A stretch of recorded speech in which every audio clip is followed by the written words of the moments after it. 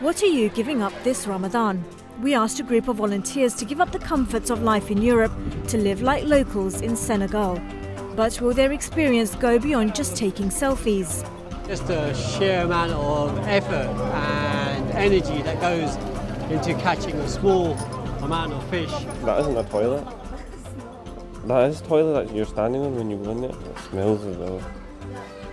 In the ultimate test this summer, our participants fish in the Atlantic Ocean, sleep rough in the desert, fetch their own water, and confront the harsh truths about their home country's history in this continent.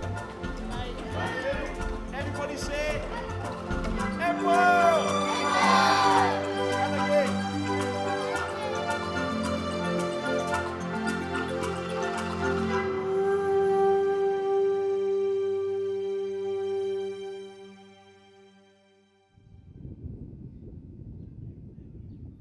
Every year, 30% of the world population develops a mental disorder. Up to 2/3 of them won't receive treatment. Here in Senegal, mental illness is usually last on the list of priorities when it comes to health matters. The country's health system was initially modelled on the French structure, and in 1956 the country opened its first psychiatric unit.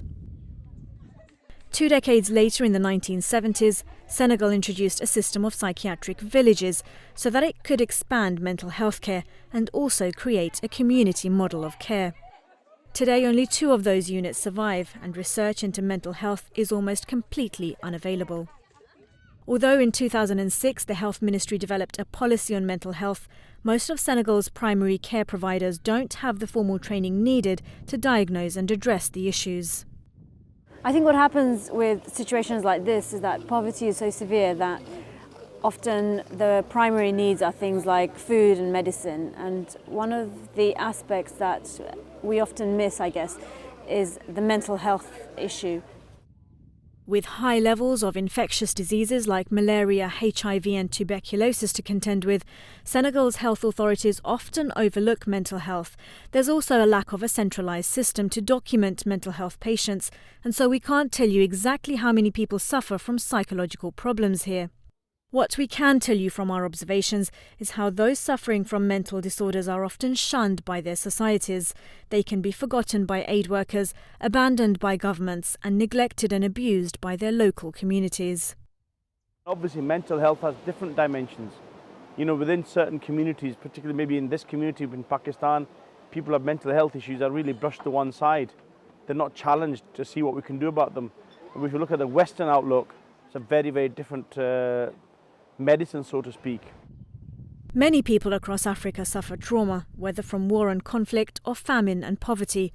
Others are born with mental disorders, and it's not unusual to see them being chained up or left behind bars.